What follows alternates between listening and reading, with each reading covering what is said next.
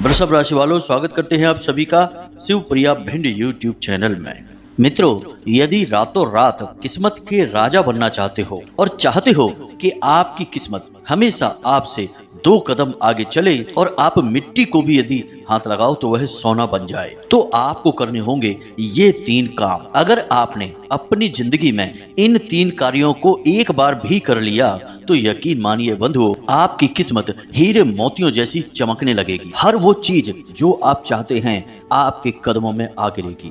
यह पूरी दुनिया आपके आगे पीछे नाचेगी। फिर इस बात से कोई फर्क नहीं पड़ता है कि आप जिसे चाहते हैं वह कोई चीज है, सामान है, धन दौलत है या फिर कोई इंसान है। सब कुछ आपके कदमों में आ जाएगा। इन 3 कार्यों की महिमा इतनी अधिक है कि इसे शास्त्रों में भी कई बार बताया जाता है। और सबसे बड़ी आश्चर्य की बात तो यह है बंधुओं कि जिन लोगों ने जीवन में केवल और केवल दुख उठाए हैं, हमेशा तड़पे हैं, दूसरों के द्वारा सताए गए हैं, परेशान हुए हैं, एक एक पैसे के लिए तरसे हैं और जो खुद अपने मुंह से यह कहते हैं कि दुनिया में उनसे ज्यादा दुर्भाग्यशाली कोई इंसान नहीं है। हमने ऐसे ऐसे लोगों को भी जब इन 3 कार्यों को करने के लिए बोला और उन्होंने पूरे नियम और विधि विधान से इन 3 कार्यों को किया तो उनकी किस्मत भी रातों रात पलट गई और जो चीजें उनसे दूर भाग रही थीं वे सब उनके पास आ गईं। तो जयकारा बोलो माता रानी का, जगत माई महामाई माँ भद्रकाली की जय बोलो, माता रानी के सांचे दरबार की जय बोलो, बाबा भोलेनाथ की जय बोलो। और कमेंट बॉक्स में पूरे भक्ति भाव के साथ जय माँ भद्रकाली कृपा करो, जय बाबा भोलेनाथ अवश्य लिख देना। माता रानी की और बाबा भोलेनाथ की पूरी कृपा और आशीर्वाद आपको अवश्य प्राप्त हो जाएगा। मित्रों, एक चीज याद रखना कि इस संसार में लोग खुद के द्वारा किए गए कर्मों की वजह से परेशान नहीं हैं। क्या कभी आपने ऐसा सुना है कि कोई इंसान यह सोचकर कार्य करे कि वह आज घाटा उठाएगा, वह आज धोखा खाएगा या वह अपने पैसे को बर्बाद कर देगा और जिंदगी में कष्ट प्राप्त करने के लिए मेहनत कर रहा हो? जी नहीं, यह बिल्कुल अजीब सी बात है।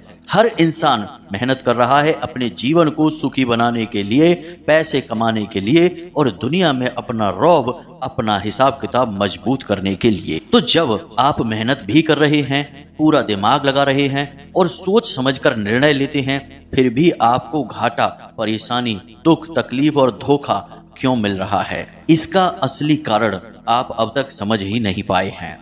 आप तो सारी चीजें सही कर रहे हैं, लेकिन आपके आसपास की ऊर्जाएं कुछ ऐसी हैं जो आपके जीवन में उन चीजों को नहीं पहुंचने देना चाहती हैं जिनके लिए आप प्रयास कर रहे हैं। वे चीजें भी आप तक आने के लिए तैयार हैं। आप खुद ही विचार करिए कि अगर आपने आम का पेड़ लगा दिया है और पूरी मेहनत से उसकी देखभाल करके उससे बड़ा कर दिया, वह फल फूल गया, तो उसमें आम के फल क्यों नहीं लगेंगे? अब यदि आपको फल नहीं मिल पा रहा है तो निश्चित तौर पर कोई तीसरी शक्ति है जो उन फलों को आप तक पहुंचने से रोक रही है। जी हाँ बंधुओं, आज का यह विशेष कार्यक्रम केवल और केवल इस तीसरी शक्ति के प्रभाव को हटा देने के बारे में है और जब यह प्रभाव हट जाएगा तो फिर आप तक वह पहुंचेगा जिसके लिए आप प्रयास कर रहे हैं और जो आपके लिए बना है और जिसके आप काबिल भी हैं। जी हाँ बंधुओं, हम आपको बता दें कि पूरे राशि चक्र में केवल आपकी ही एकमात्र ऐसी राशि है जिसके जातकों के आसपास घोर नकारात्मकता का वातावरण रहता है। अब यह वातावरण कभी कभी आप खुद ही अपने पास आकर्षित कर लेते हैं और ज्यादातर यह जो नकारात्मक वातावरण है दूसरों की नकारात्मक भावनाएं और क्रियाकलापों का नतीजा होता है। बंधुओं, आज का यह वीडियो आपके भाग्य को बदल देने वाला है। हम लिखकर आपको दे सकते हैं कि आपने इन 3 कार्यों को यदि एक बार भी कर लिया हमारे कहने से ही, तो आप खुद हमें कमेंट करके लाख लाख धन्यवाद देंगे, क्योंकि हमने जिस जिस इंसान को इन 3 कार्यों के बारे में बताया है उस इंसान के जीवन में 100% बदलाव आए हैं और हमने खुद उनके बदलावों को आते हुए देखा है। कर्जे से मुक्ति प्राप्त हो गई और काम धंधे व्यापार दिन दूनी रात चौगनी तरक्की करने लगे। जी हाँ बंधुओं, अब आपके मन में यह प्रश्न तो उठ रहा होगा कि आखिर ऐसे कौन से 3 काम हैं? हम तो दुनिया भर के उपाय कर रहे हैं, जो भी कोई सही बताता है हम उन उपायों को कर लेते हैं और उनसे तो हमारे जीवन में कुछ नहीं हुआ। अब ये 3 कौन से नए काम आ गए हैं जिनके बारे में आप हमें बताने वाले हैं और हमने नहीं किए हैं या इनको नहीं सुना है, तो हम आपसे गारंटी के साथ कहते हैं कि हाँ, आपने 100% इन 3 कार्यों के बारे में नहीं सुना है। क्योंकि हम एक बात और आपको बता दें कि इस संसार में मुफ्त में लोग कुछ भी नहीं देते, केवल रेवड़ियां देते हैं। अगर मुफ्त में लोग कीमती ज्ञान का खजाना लौटा देंगे तो फिर पैसे कहां से कमाएंगे? तो जो मूल सार होता है, जो शक्तिशाली ज्ञान होता है, उसे देने के बदले में लोग मोटी मोटी सैकड़ों हजारों लाखों की रकम वसूलते हैं। यह लोगों का व्यापार है। इसलिए लोग इन चीजों के बारे में बात नहीं करते हैं और सामान्य तौर पर लोगों को पता भी नहीं रहता है। जब आप किसी जानकार व्यक्ति को पैसे देंगे तब वह आपको ऐसे शक्तिशाली क्रियाओं के बारे में बताएगा। इन्हें उपाय कहना इनका अपमान है।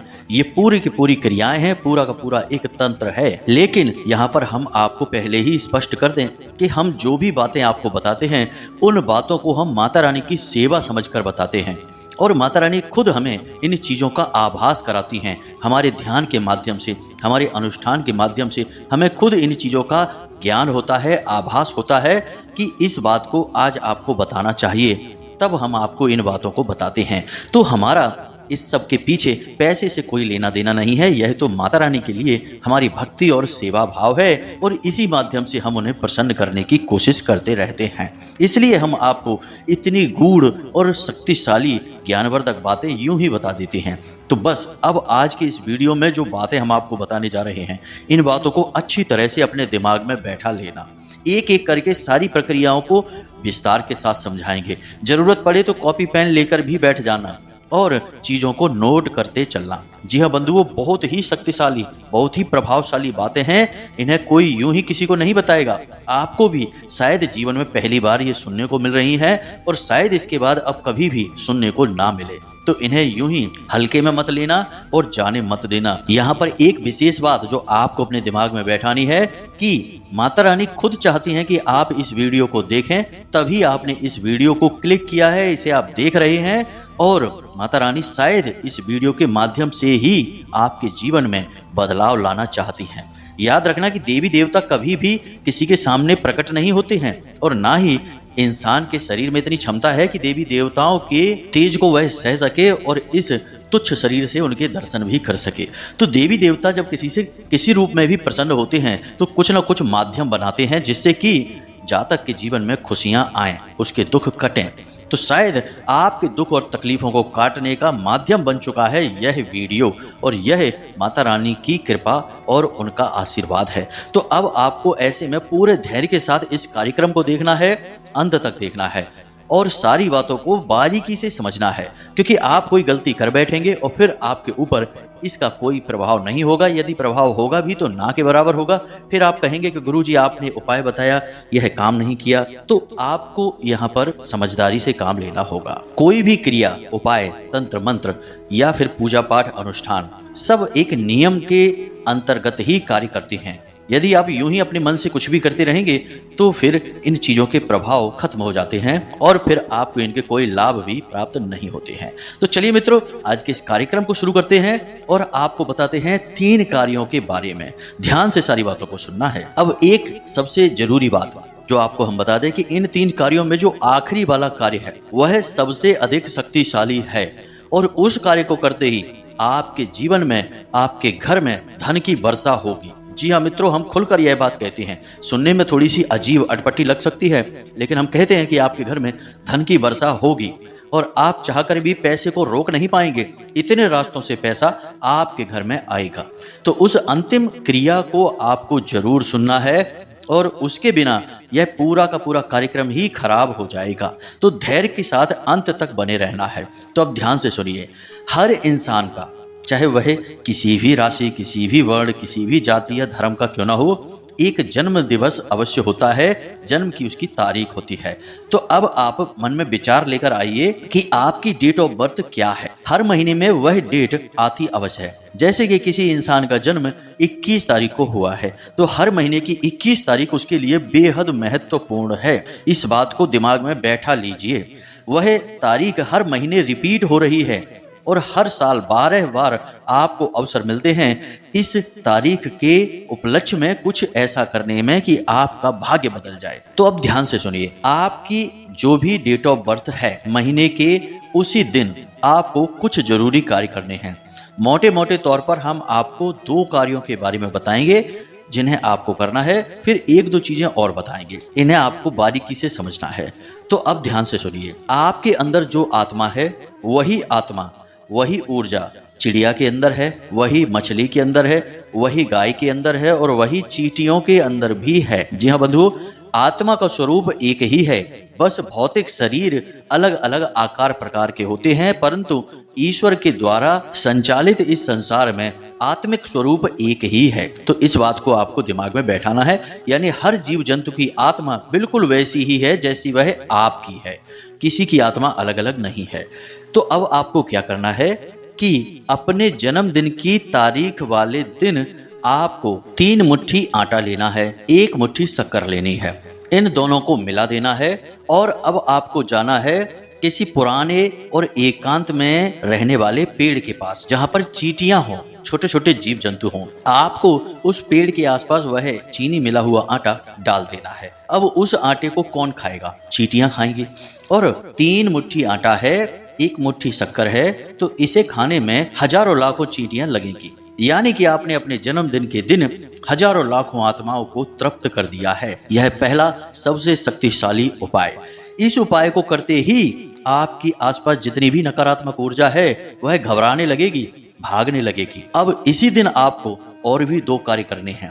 पहला कार्य यह है कि कम से कम अपने वजन का दशांश घास लेनी है, हरी घास। जैसे आपका वजन है 70 किलो, तो आपको कम से कम 7 किलो घास लेनी है। अब आप इससे ज्यादा भी ले सकते हैं, लेकिन इससे कम बिल्कुल मत लेना। तो आपने अपने वजन की दशांश या उससे ज्यादा घास लेनी है और गाय को यह घास खिलानी है।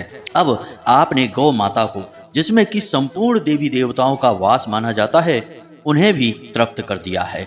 अब आपको 3 मुट्ठी आटा और लेना है और उसे माड़कर उसकी लोई बनाकर, छोटी छोटी गोलियां बनाकर अपने आसपास कहीं देखें, और यदि मछली कहीं रहती हैं, कोई तालाब है, कोई झील है, कोई नदी है, तो वहां पर जाकर मछलियों को भोजन करा दें। और इसी के साथ साथ आपको 3 मुट्ठी गेहूं या कोई अन्य अनाज लेना है और उसे अपने घर की छत पर चिड़ियों को खाने के लिए रख दें। ये कार्य आपको करने हैं अपने जन्मदिन वाले दिन। प्रति महीने, हर महीने में जिस भी तारीख को आपका जन्मदिन आता है, उसी तारीख को आपको ये कार्य करने हैं।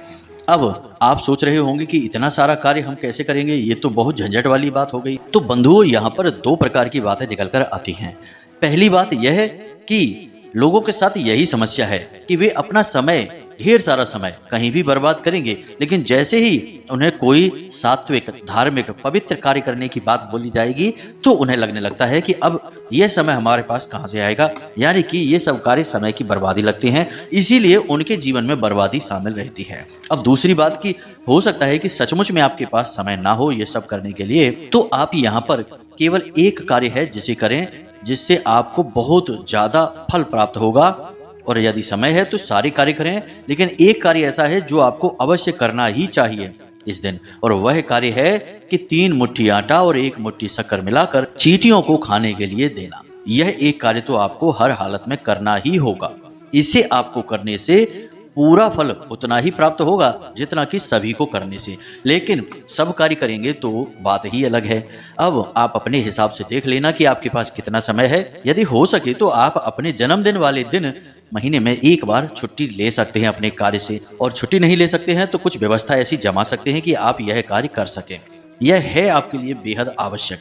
अब जैसे ही आप इन कार्य को करेंगे, यानी कि ये 3-4 कार्य जो हमने आपको बताए हैं जन्मदिन वाले दिन आप करेंगे, दूसरे दिन से ही आपको इसके सकारात्मक फल मिलने शुरू हो जाएंगे। सबसे पहला फल आपको यह मिलेगा कि आपको अपने शरीर में हल्कापन महसूस होगा। जो आपकी आंखें बोझिल रहती थी, सिर में भारीपन रहता था, थकान सी रहती थी, और सबसे बड़ी बात कि आपको नींद लेने में समस्या होती थी, ध्यान हमेशा भटकता रहता था और अपने काम में ठीक से मन नहीं लगता था, और काम में भी आपको सही परिणाम प्राप्त नहीं हो रहे थे, ये सारी बातें हट जाएंगी।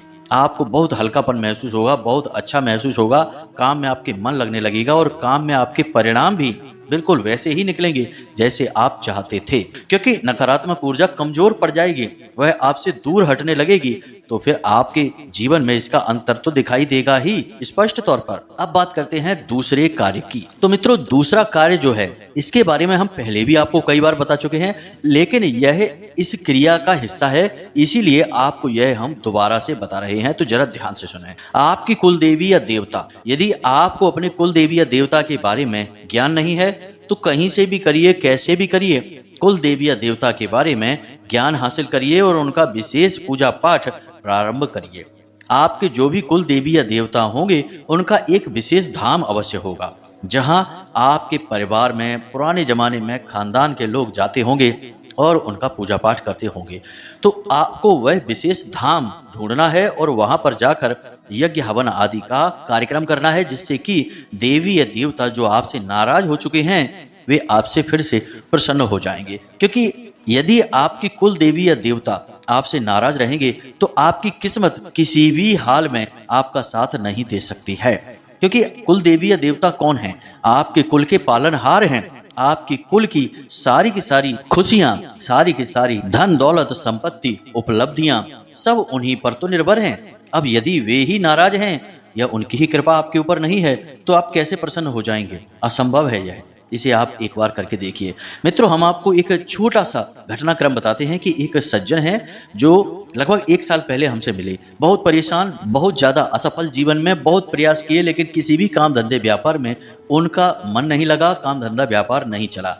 लाखों रुपए का कर्जा था और आमदनी लगभग ना के बराबर, शून्य ही थी। अब बड़े परेशान थे तो हमसे मिले, हमसे बोले, गुरुजी कुछ उपाय बताइए, हम तो बहुत अधिक परेशान हैं। हमने उनसे छूटते ही पहला प्रश्न यह पूछा कि आपकी कुल देवी कौन है? उनको उनकी कुल देवी के बारे में कुछ भी नहीं पता था। वे जानते ही नहीं थे कि कुल देवी भी कोई होती हैं। तो उन्होंने कहा कि हमें तो इसके बारे में कुछ भी पता नहीं। तो हमने उनसे कहा कि तुम्हारे सारे दुखों का कारण बस यही है। अब कैसे भी करके अपनी कुल देवी का पता लगाइए और उनके धाम पर उनके दर्शन करके आइए, फिर आकर हमसे मिलिए। तो उन्होंने ऐसा ही किया। कुछ समय के बाद उन्हें उनकी कुल देवी के बारे में पता चला, उनका एक धाम है जो उन्हें पता चला। तो वे अपनी कुल देवी के दर्शन करने गए। वहां पर उन्होंने कुछ भी नहीं, बस थोड़ा सा पूजा पाठ किया, नारियल चढ़ाया और 2 बार अपनी कुल देवी के दर्शन करे, हर महीने 1 बार। जब तीसरे महीने दर्शन करने की व्यवस्था हुई तो अचानक से एक पुराना काम था उनका जो बंद पड़ा था, उस काम में वे थोड़ा बहुत प्रयास कर रहे थे। बहुत बड़ा लाभ हुआ और इतना बड़ा लाभ हुआ कि उनका कर्जा लगभग आधी से ज्यादा उसी से चुक गया। और उसके बाद उन्होंने उसी काम में और दिमाग लगाया और मेहनत की और फिर इतनी तरक्की, इतनी ज्यादा उन्नति हासिल की कि जहां पहले एक टूटी फूटी सी मोटरसाइकिल से चलते थे, आज बड़ी लंबी चौड़ी कार है उनके पास और अच्छा खासा उनका हिसाब किताब बन गया है। कर्जा वर्जा तो दूर हो ही गया, कब का समाप्त हो गया। आज तो लाखों रुपए की आमदनी है और बहुत अच्छा शांतिपूर्ण जीवन जी रहे हैं और हर महीने में अपनी कुलदेवी के धाम पर अनुष्ठान करवाते हैं। बड़ा ही उनका सुंदर अनुभव रहा यह, और यह अनुभव वास्तव में यह बताता है कि कुलदेवी का कितना बड़ा प्रभाव होता है किसी इंसान के जीवन में। अरे भाई, जिनकी आपकी तमाम पीढ़ियों ने पूजा पाठ की, आराधना की, साधना की, अब आप उनको ही भूल चुके हैं तो आपकी तरक्की कैसे हो जाएगी? सोचने वाली बात है। आपके कुल के पालनहार ही आपसे दूर हैं।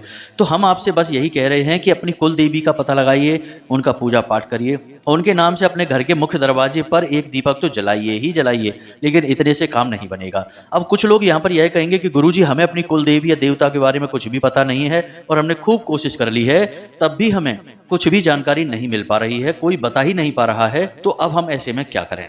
तो अब ध्यान से सुनिए, आपकी कुल देवी या देवता जो भी हैं वे आपसे दूर नहीं हैं, वे आपके आसपास ही हैं, आपके हर एक आचरण को देख रहे हैं। और जब आप उन्हें ढूंढने की, जानने की कोशिश कर रहे हैं तो इसे भी वो देख रहे हैं। तो वे खुद आपसे संपर्क करना चाहते हैं। लेकिन देवी देवताओं का संपर्क करने का तरीका ऐसा नहीं है कि वे आपका दरवाजा खटखटाएंगे और आपसे कह देंगे आके कि हम आपकी कुल देवी या देवता हैं। नहीं, ऐसे नहीं होता है।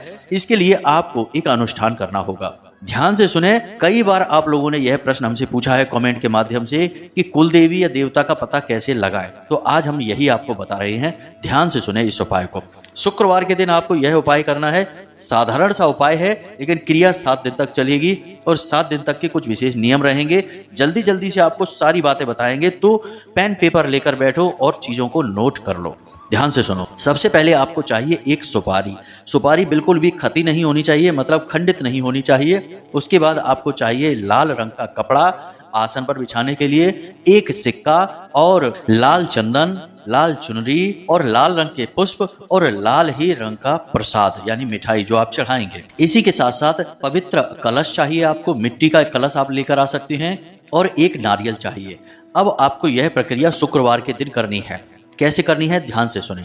आपको अपने घर के पूजा घर में रात्रि के समय जाना है, यानी 9 से 11 के बीच स्नान आदि करने के बाद, पवित्रता के बाद जाना है और वहां पर आपको एक चौकी बिछानी है और उसके ऊपर लाल कपड़ा बिछाना है और उसके ऊपर आपको वही सिक्का रख देना है और उसके ऊपर आपको सुपारी रख देना है और सुपारी के ऊपर आपको जल का सिंचन करना है, यानी गंगा जल का सिंचन करना है, जिससे जितनी भी अशुद्धता होगी समाप्त हो जाएगी और वह पवित्र हो जाएगी। और उसके बाद आप लाल चंदन से सुपारी का तिलक करेंगे और हल्दी से भी उसका तिलक करेंगे। जैसे ही आप हल्दी और चंदन से उसका तिलक करेंगे, सुपारी गौरी गणेश का रूप ले लेती है, यानी जागृत हो उठती है, उसके अंदर प्राण ऊर्जा आ जाती है, देवी का स्वरूप बन जाती है।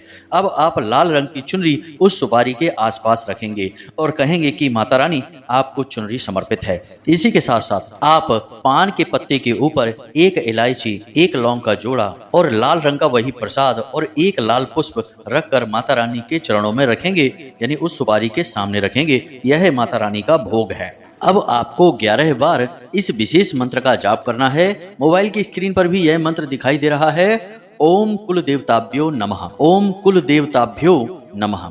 इस मंत्र का 11 बार जाप करना है और उसके बाद आंख बंद करके माता रानी से यह प्रार्थना करनी है कि हे माता रानी, हम अपनी कुल देवी या देवता के स्वरूप की पहचान करना चाहते हैं। हमसे अनजाने में गलती हुई है, जो भी भूल चूक हुई है उन्हें क्षमा करें और अपने असली स्वरूप का हमें ज्ञान कराएं, चाहे स्वप्न के माध्यम से, चाहे किसी भी माध्यम से, लेकिन आप हमें ज्ञान कराएं, क्योंकि हम आपका विशेष पूजा पाठ प्रारंभ करना चाहते हैं और अपनी गलती सुधारना चाहते हैं। आपको बिल्कुल यही प्रार्थना करनी है और उसके बाद आपको वहां से उठ जाना है। जी हाँ बंधुओं, गाय के घी का दीपक जलते रहने देना है, जो सामग्री आपने चढ़ाई है उसे चढ़ी रहने देना है और उसके बाद आपको अपने बिस्तर पर सोने के लिए जाना है। और जब आप अपने बिस्तर पर सोने के लिए जाएं, तब अपनी छाती पर हाथ रखें और सोने से पहले, यानी ठीक पहले, आपको यही प्रार्थना फिर से दोहरानी है और 3 बार दोहरानी है। और जब आप इस प्रार्थना को दोहराकर सो जाएंगे तो आपको निश्चित तौर पर सपने के माध्यम से आपके कुल देवी या देवता तुरंत किसी न किसी प्रकार का संकेत देंगे। वे संकेत कुछ इस प्रकार से देंगे कि आप तुरंत समझ जाएंगे कि कौन है आपके कुल देवी या देवता। जी हाँ बंधुओं, असली स्वरूप के दर्शन भी हो सकते हैं, किसी धाम के दर्शन भी हो सकते हैं या सांकेतिक दर्शन भी हो सकते हैं। अब हो सकता है कि पहले दिन आपको ये दर्शन ना हो, तो आप इस क्रिया को 7 दिन लगातार दोहराते रहेंगे। अब जो प्रसाद आपने माता रानी को चढ़ाया है उसे आप घर के सदस्यों में बांट दें, पान के पत्ते को स्वयं चबाकर खा जाएं और उसके बाद जो सुपारी और जो सिक्का आपने रखा है उसे अपने पूजा की अलमारी में वापस रख दें और अगले दिन शाम के समय, उसी समय पर जिस दिन आज किया है, अगले दिन भी उसी समय पर इस क्रिया को फिर से दोहराएं और प्रतिदिन यह क्रिया करते हुए आप सो जाएं। सोने से पहले आप किसी से कोई बात नहीं करेंगे, मोबाइल नहीं देखेंगे, किसी प्रकार की चर्चा नहीं करेंगे, शांतिपूर्ण तरीके से बस यही प्रार्थना करके सीधे आप सो जाएंगे और 7 दिन के अंदर अंदर 100% गारंटी के साथ आपकी कुल देवी या देवता से संवाद शुरू हो जाएंगे। वे आपको किसी न किसी रूप में जरूर दर्शन देंगी, अपना ज्ञान कराएंगे। तो यह क्रिया है, बहुत शक्तिशाली क्रिया है। हजारों लोगों को हमने उनके कुल देवी या देवता के बारे में इस क्रिया के माध्यम से ज्ञान कराया है। आपको भी 100% हो ही जाएगा। तो अब जब आपको ज्ञान हो जाए तो उनका पूजा पाठ करें, हवन आदि कराएं और उन्हें प्रसन्न करने की कोशिश करें।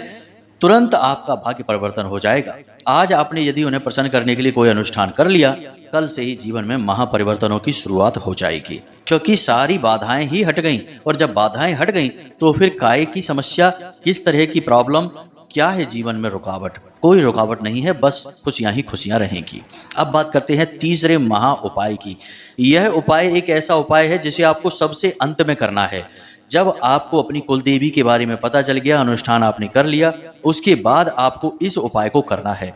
तो ध्यान से सुनिए, इस उपाय के लिए आपको एक कुल्हड़ चाहिए। कुल्हड़ आप समझते हैं, मिट्टी का, जिसमें चाय वगैरह दी जाती थी, लस्सी दी जाती है, वैसा एक बड़ा सा कुल्हड़ लेना है, छोटा नहीं। और उस बड़े से कुल्हड़ में आपको कुछ सामग्री रखनी है, यानी एक सिक्का रखना है। सिक्का चलता हुआ होना चाहिए, खोटा सिक्का नहीं। और उस कुल्हड़ में आपको जल भर देना है। साथ ही साथ एक इलायची, एक लौंग का जोड़ा और एक पान का पत्ता, उसका टुकड़ा डाल देना है आपको। और उसके बाद उस कुल्हड़ के ऊपर आपको ढक्कन लगा देना है। बाजार से आपको ऐसा कुल्हड़ लाना है जिसके ऊपर ढक्कन लगता हो। ढक्कन लगाने के बाद आप उस कुल्हड़ को लाल कपड़े से ढक देंगे और उसके आसपास लाल धागा लपेट देंगे, जिसे हम मौली कहते हैं। उस धागे को लपेट देंगे और यह क्रिया आप करेंगे शुक्रवार के दिन ही, क्योंकि वह माता लक्ष्मी का दिन है। और इस क्रिया को करने से आप अपने घर की लक्ष्मी का बंधन कर रहे हैं, उसे अपने घर में रहने पर विवश कर रहे हैं। जी हाँ मित्रों, यह क्रिया बहुत शक्तिशाली है, लेकिन इसे तभी करना चाहिए जब सचमुच में आप पैसे को लेकर परेशान हैं, तो आप इस क्रिया को करें। अब आपको क्या करना है कि आपके घर के नैऋत्य कोण में, जी हाँ मित्रों, जो नैऋत्य कोण होता है, यानी कि दक्षिण दिशा और पश्चिम दिशा के बीच में जो कोना बनता है उसे नैऋत्य कोण कहते हैं। वह माता लक्ष्मी की ही दिशा है। नैऋति माता लक्ष्मी का ही एक नाम है, तो उन्हीं की दिशा है। आपको इस कुल्हड़ को उसी दिशा में जमीन में गाड़ देना है, दबा देना है। अब यदि आप दूसरी मंजिल पर रहते हैं या फिर आपके यहाँ सब पक्का है, कच्ची जमीन नहीं है, तो आप कैसे करेंगे ये? तो इसके लिए आप क्या करें कि एक गमला लेकर आएं, उस गमले में ताजी मिट्टी भरें और उस मिट्टी में आप इस कुल्हड़ को दबा दें। और इस गमले में कोई पौधा ना लगाएं और इस गमले को ले जाकर अपने घर के नैऋत्य कोण में रख दें। बस जिस दिन से आप यह करेंगे, पैसा आपके घर में इतने रास्तों से आएगा कि आप खुद भी सोचकर चौंक जाएंगे कि यह हो क्या रहा है। जहां से उम्मीद थी वहां से तो पैसा आ ही रहा है, जहां से उम्मीदें ही नहीं थी, समाप्त हो चुकी थी सारी उम्मीदें, वहां से भी पैसा लाइन लगाकर आ रहा है। आप परेशान हो जाएंगे पैसे को संभालते संभालते, लेकिन पैसा आना बंद नहीं करेगा। जी हाँ बंधु, यह बहुत ही शक्तिशाली उपाय है। अब आपको इस उपाय में कोई मंत्र जाप नहीं है, कोई पूजा पाठ नहीं है, कोई अनुष्ठान नहीं है। यह केवल लक्ष्मी का आपके घर में स्थापन है। अब आप ध्यान से समझिए, आपने जल रखा है, जल है चंद्रमा का सूचक, माता लक्ष्मी का सूचक। सिक्का रखा है, वह भी माता लक्ष्मी का सूचक है और कुबेर का सूचक है। इसी के साथ साथ आपने इलायची रखी है, वह माता लक्ष्मी की सूचक है। और जो आपने पान का पत्ता रखा है वह आपके बुध ग्रह का सूचक है और माँ लक्ष्मी का भी सूचक है। साथ ही साथ आपने लौंग रखी है, तो लौंग की यह खूबी होती है कि वह किसी भी प्रकार की ऊर्जा को अपने अंदर समाहित कर लेती है। अब आपने इसे मिट्टी में दबाया है, तो मिट्टी शुक्र का सूचक है, जो धन का कारक ग्रह है। इसी के साथ साथ आपने कुल्हड़ भी मिट्टी का लिया है और वह पकी हुई मिट्टी है, जो मंगल ग्रह का सूचक है। यानी मंगल की वजह से कोई बाधा जीवन में है, क्योंकि मंगल भी पैसे का बहुत नुकसान कराते हैं, घर गृहस्थी में भी बहुत बेचैनी रखते हैं, अशांति रखते हैं। तो मंगल की वजह से कोई बाधा है तो वह भी समाप्त हो जाएगी। यानी कि सारी की सारी चीजें वे हैं जो हमारे शास्त्रों में और हमारे ज्योतिष में वर्णित हैं, और हर एक चीज केवल और केवल आपकी सुख सुविधा के लिए है। याद रखना कि यह कोई नकारात्मक या तांत्रिक उपाय नहीं है, यह पूर्ण रूप से सात्विक उपाय है। और इस उपाय का वर्णन शिव पुराण, लिंग पुराण और देवी भागवत में भी मिलता है। जी हाँ बंधुओं, तो आप बिल्कुल बेफिक्र होकर इस उपाय को करें और इसके नतीजे हमें अवश्य बताएं। अब इन 3 कार्यों को जो जातक अपने जीवन में करेगा, उससे दुनिया की कोई ताकत परेशान नहीं कर सकती है, उसकी तरक्की को नहीं रोक सकती है और उसके जीवन में खुशियों की बाढ़ आ जाएगी। जी हाँ बंधु, हम फिर से कहते हैं, खुशियों की बाढ़ आ जाएगी, यह प्रमाणिक है। तो इसी के साथ साथ यदि आपके मन में कोई प्रश्न उठता है तो आप हमसे कमेंट करके पूछें या फिर वीडियो के डिस्क्रिप्शन में दिए गए व्हाट्सएप नंबर पर मैसेज करके पूछें। अभी फोन न करें, यह सुविधा अभी उपलब्ध नहीं है। माता रानी चाहेंगी तो जल्द ही यह सुविधा भी उपलब्ध करा दी जाएगी, जब हम सीधे आपसे फोन पर बात कर पाएंगे। अभी व्यस्तताएं ज्यादा हैं। तो चलिए मित्रों, हमेशा हंसते रहिए, मुस्कुराते रहिए, सकारात्मक रहिए और दिन में एक बार मंदिर अवश्य जाइए, क्योंकि आपका उद्धार वहीं से होना है। तो प्रेम से बोलिए जय माई की, जय मां भद्रकाली। मिलते हैं अगले कार्यक्रम में, तब तक के लिए धन्यवाद।